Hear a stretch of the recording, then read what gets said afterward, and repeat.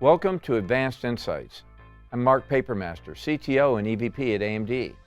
I'm excited to continue with the second season of this show, where we provide just what the show name suggests, advanced insights into some of the most exciting trends and topics in technology. In this episode, we explore the world of exascale supercomputing and AMD's journey to powering the top 2 supercomputers in the world. We also explore the future of high-performance computing and AI.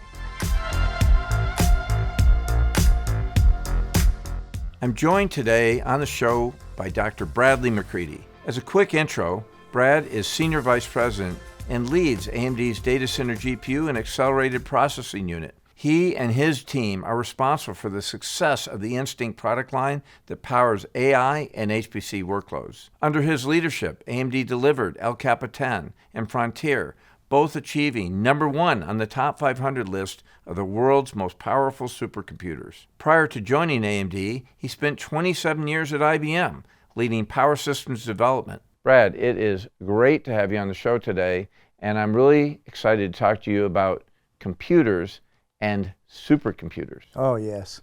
Thanks for having me here, Mark. And this is like one of my favorite topics. You know, when I graduated at the U of I, my professor didn't give me much advice, but he always said, do high speed. And we always talked about building the world's most powerful computer, and having a chance to sit around and talk about what that's like and what it means is going to be a lot of fun today, I think. Well, I couldn't imagine having more fun talking about this than anyone but you. You and I share a few years of building computers together. Yeah. And, you know, I think back, I mean, literally it's been decades because we overlapped at IBM a number of years and got reunited here at AMD. I was thinking, you know, when you get a little reflective at the end of the year and get a little reflective after you top the top 500 list again, you know, I've done that over 4 times in my career, which is pretty exciting, you know, building #1 supercomputer, and you and I have done it at least 3 of those times together, and that's pretty cool. That's right. I don't think people really understand what it takes to build a supercomputer, because it takes everything it takes to get out general purpose servers, data center GPUs, but you actually have to stitch it together to create a very tightly interlocked machine that can run the world's most difficult workloads. If it was easy, more people would do it. The integration of the CPU, the GPU, the network, and bringing that all together, there aren't many groups that can do that. And quite frankly, with the performance going up and the demands of increasing the performance, you know, we're going to talk about breaking the exascale barrier for the first time. That just puts more pressure on each of the components too. So, you know, all of that brought together, it's very rewarding. Brad, when you and I worked together in the past, I think we learned some lessons that helped us a lot going forward. So I think about, let's say, the first supercomputer you and I worked on, and times were different then. We were at IBM, and IBM owned the fab, the chips were built in, all aspects of the design and the entire system and software stack that we delivered. But it was an opportunity to learn in an innate way how all those pieces came together. It affected me a lot in terms of thinking about collaboration, building computers. Would love to get your thoughts of some of the lessons learned from your first supercomputers, and maybe how did that help you as you guided AMD to be #1 2 times in a row on the top 500 list. You got to start with the technology, because either way, because you know integration changed over the years. Either way, you were bringing large amounts of hardware together to do it. You know, back then we brought a lot of hardware together, but we built things that were 1,000th as big as the computers we're building today. But with the technology scaling, you know, the computers are about the same size. So you're, you know, even then or now, you're bringing lots of hardware together. So, you know, you have to focus on reliability and stability. You know, there's all kinds of calculations that we do that says, you know, if something even fails, you know, once a year, you know, as a single computer, you know, that would translate to a supercomputer going down in minutes, you know. So, you know, clearly one of the biggest lessons, you have to focus on quality. And then by the same token, right, none of this matters if you don't hit performance, you know. So you got to, you know, get that quality, and that you know, wants you to be conservative on timings and clock frequencies, but then you have to get the performance. You know, and that leads you to be aggressive. So striking that balance between performance and quality is obviously, one of the many lessons, and and making sure you hit that balance right. And then yeah, you mentioned bringing all the pieces together. It's a team sport. HP has built these last two with us. The collaboration and tightness of working with them is incredible. Oh, and the client, these national labs that build these things, they bring so much to the table, so much experience and long memory of doing this generation after generation, that they bring the software tuning so much. They play a big role in that. So yeah, you're bringing together a large team onto the field to pull off a pretty incredible accomplishment. I took away those same lessons, and when I think back, as we started this journey to supercomputing at AMD, it was every element of collaboration that you talked about. We started at AMD with a research team, developing relationships with the national labs, with the Department of Energy, building up on concepts. And there were grants AMD got on the quest that the DOE set out to have an exaflop. And I don't know about you, when I looked at it, it's like, an exaflop. Like, I love this. This is like a grand challenge. One of our guys, when we were, celebrating this with the team, he went through and made the calculation and says, well, an exaflop is if every person on the planet does a calculation a second and does that for 1,000 years, it would do what one of these supercomputers does in 1 second. It's a hard thing to describe, but an exaflop is just doing a whole lot of computation very, very fast. And we're seeing it. It's interesting. I've been working, we talked about Frontier and El Cap. The two supercomputers, Frontier at Oak Ridge National Lab and El Capitan at Lawrence Livermore. I've actually had a chance to spend some time with both of them recently. And the performance level of these systems, the exaflop, it's enabling new things that haven't been able to be done before. So, that's the whole thing. You keep growing that capability, and then you get a bigger scope of problems you can solve. Yeah, I think that's what is important for people to realize. Why did the U.S. and then in the world, the high-performance computing of the world, set their sights on such a high level of computing, is that it makes a difference in the world.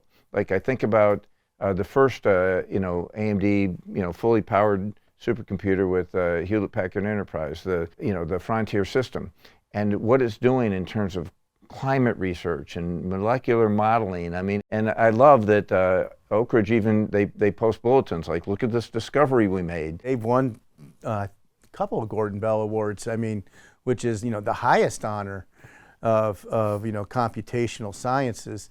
But one of the conversations today which was really exciting, is Oak Ridge actually opens up their computer to private industrial partners. Mm-hmm. Their private industrial partners were they were making such great progress on their project, they were even wanting to get a little more capacity and make the computer a little bigger so they could, even solve a bigger, tougher problem, which is really exciting, which is saying that, not only are we able to build big things, but we are writing very productive software to take advantage of that tremendous scale that an exaflop brings, which is pretty good. Yeah, and that first exaflop supercomputer was just over exaflop, right? I think it was 1.1 exaflops. Yeah, we came scraping in with 1.1 exaflops at, I like to say the 24th hour, but it was really the 25th hour.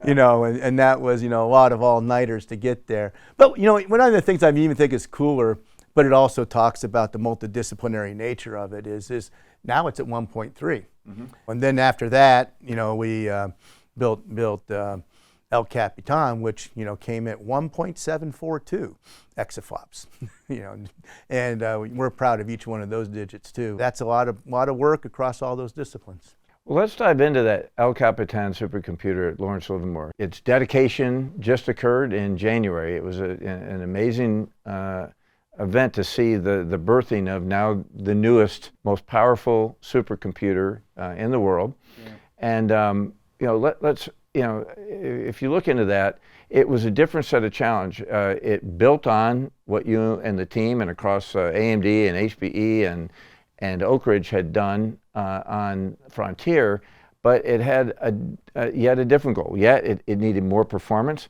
but it needed to embrace a world that was not only high performance computing, but AI. If you really look at, and by the way, you know, that isn't a unique Lawrence Livermore thing either.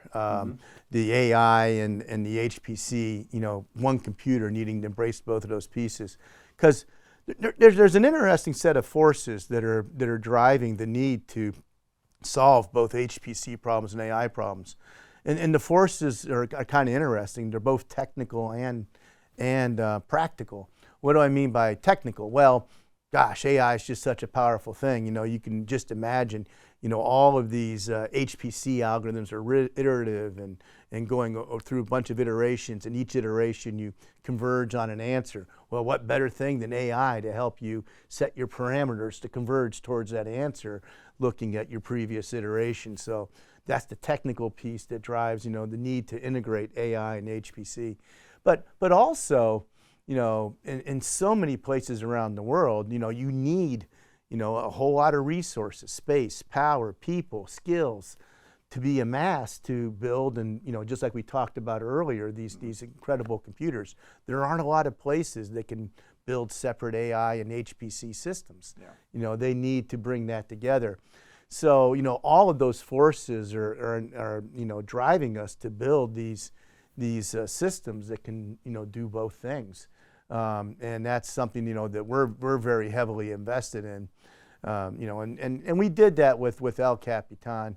You know, we built a really cool processor that has, you know, as you know, but I will share with everybody, you know, both the CPU and the GPU integrated into a single SoC. How many chiplets does it take to build that type of computation? It has, you know, 4 base chiplets that are just an enormous cache with the I/O capability, and then on top we have the computational chiplets. And we could change the mix, and we do have various products that change the mix in the ratio. We have some products that are all GPU chiplets, and some that are CPU and GPU, which is what El Capitan is.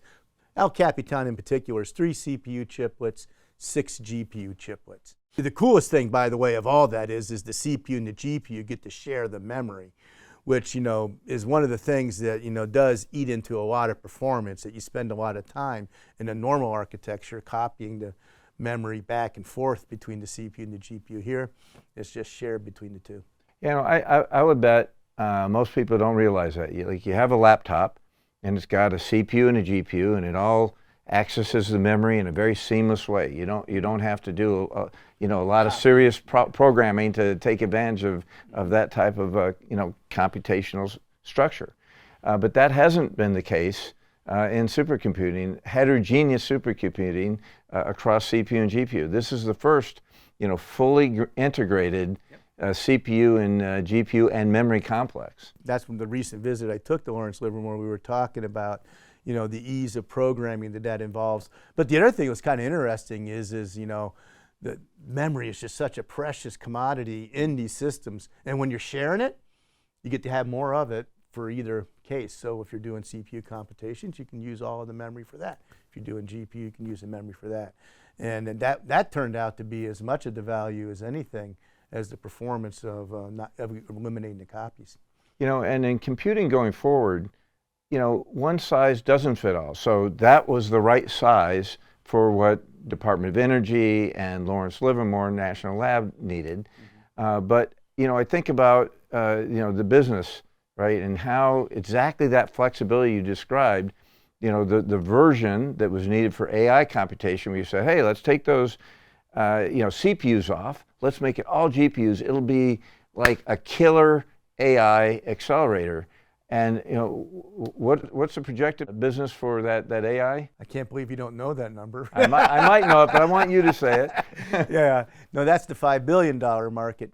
But you know, Mark, you're right. I mean, the flexibility is so important, and the ability to build different versions. I mean, of course, you can do an all CPU version as well, a mix or all GPU. But you know, if you really look at what that has meant. Yeah, it's nice that you can do the different versions, but the agility really paid off so well. And that's one of the powerful pieces too. I mean, like, you take the AI market, you know, if anybody comes to you and says they know what's going to happen next year in the AI market, double check them or borrow some money from them. I don't know. But, but we don't always know. And to have the chiplet design and the ability to have the flexibility to change things quickly like that was very powerful, because we didn't always know exactly where the best AI, the spot for AI was going to land, and being able to adjust that late in the program cycle was great. Brad, we had on an earlier episode, we had Sam Nossinger come and talk about just broadly chiplet technology, but also how that helped us with power efficiency. And I know that was a focus right up front of you and the team in building the world's largest supercomputer. How did we do? Like, how do you. Well, that's why we did it. If you really were to go and talk about why did we move, because the very first drawings we made of MI300 for Lawrence Livermore wasn't a chiplet design.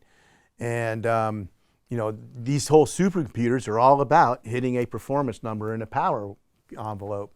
And we were needing to make some adjustments to pull that off. And so we transitioned from a big monolithic design to the chiplet design to enable the power efficiency. It gave us what we needed to hit our performance goals. And and we got there in multiple ways. Part of it was what I've already mentioned. When you put the CPU and the GPU together in the chiplets, you're able to get, of course, tons of energy efficiency. What else can you do? You can move the power back and forth between the CPU and the GPU, depending on the workload, so you don't have to make power budgets that are less efficient, blocking off power for one device or the other. And then the biggest one, of course, is we shared the memory, and that memory sharing was also power sharing. Mm-hmm. And so all of those things, when we transitioned to the chiplet design, really did enable us to get a lot of power efficiency and hence more performance. So Brad, we talk about the flexibility that you have with chiplets and how you've been able to leverage that for more power efficiency, but it seems to me that there's another question of change afoot and flexibility needed in the industry, because HPC and AI seem to be almost on a convergence path. And the question I have is, will we still need a separate machine for high performance compute with that super high precision that it needs, and then the AI machines that are optimized for math approximations? Because when you're running AI, that's the name of the game. That's how you're going to be able to get the throughput and handle those massive LLMs out there like ChatGPT and the rest. What you're going to need is this. At least this is the way I'm seeing the market right now. Because when we talked about it a little bit earlier, is that the mega scale data centers that got one thing and one thing only that they need to go do: AI. They got to do it at this incredible scale, these incredible amounts of performance. So they're driving a set of hardware and a set of investment of that hardware in various data formats. A lot of what you're talking about: big data formats, 64-bit data formats for HPC, smaller approximate data formats for AI. They want lots of the smaller approximates. Then I told you earlier, and we talked earlier, that there's other places that got to do both. Yes. And they got to have a balance of the two. They got to have their HPC data formats, and they got to do the AI data formats. And so they drive a different ratio. But again, that's what our chiplets allow us to do. Envision a world where you got some AI chiplets and some HPC chiplets. And we put all of our AI chiplets for these guys that just want to do AI. We give them a mix for the guys that need to do a different balance. And there's all kinds of stuff in between. We could build heavy AI chiplets or mixed chiplets and mix those ratios. But again, the chiplet methodology enables us to build targeted hardware for the HPC market and the AI market. Essentially it's what we did on MI300 with an APU for the HPC market and a GPU for the AI market. And we're going to continue to do that. We're going to build targeted hardware for these markets to make sure we get the optimal hardware into each place. Yeah, it underscores again, just one size just doesn't fit all in computing going forward. That's our strategy, and we think that's going to serve our customers pretty well. I'm going to shift gears yet again, and I'm going to shift a little bit even further in the future. Like, think about the challenge that we face now of just this incredible scale. It's hard to even find the power for the data centers. So is your view of the future that we just keep driving at this nonlinear rate in terms of increasing the scale of supercomputing going forward, or will there be other techniques that create more hybrid or more distributed kind of computing to solve the world's biggest problems? Oh boy, there's a lot of technology we got to bring to bear to continue to grow. I mean, these computers are being used to solve global warming, more efficient combustion, El Capitan's modeling and simulating, nuclear fusion to give clean power capability and lots of other things. So we got to grow. I mean, there's no debate. I mean, good stuff. We're all blown away by what we're accomplishing now, but we're already seeing the need to grow. And I think that's going to hit technology in a lot of ways. I mean, first of all, what you and I do, we have got to continue to build more efficient solutions. And that's both in the designs in our technology, increase efficiency, but we've got to do things with architecture, top to bottom, end to end. We got to become more efficient. And then we also got to enable scale. So that's, more advanced networking, the ability to, tie multiple data centers that are a little further apart together. So we got to drive efficiency, we got to drive scale through, more advanced architectures, and doing things that before nobody thought were possible, having data centers that are miles apart, working on the same problem. I don't know, you got to pull every lever there is to get there. But I'll keep emphasizing that, obviously the tide that lifts all boats is the efficiency. Yeah. And then we can do our scaling architectures through CPU, GPU, and network design all in the same way.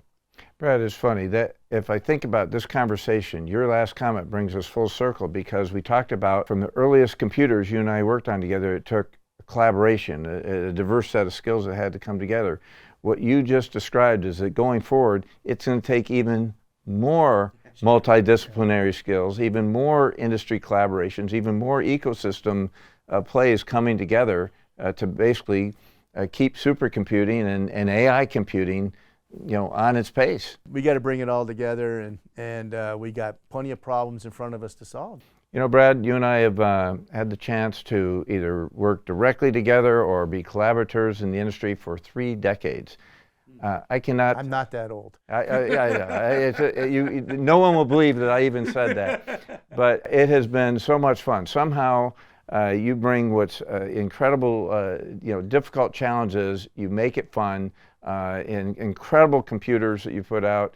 And I know at AMD and the industry, we're all thankful for the kind of supercomputing capability that are now going to be solving some of the world's most difficult problems. Awesome. It's been a good 3 decades. I truly enjoyed chatting with Brad McCready.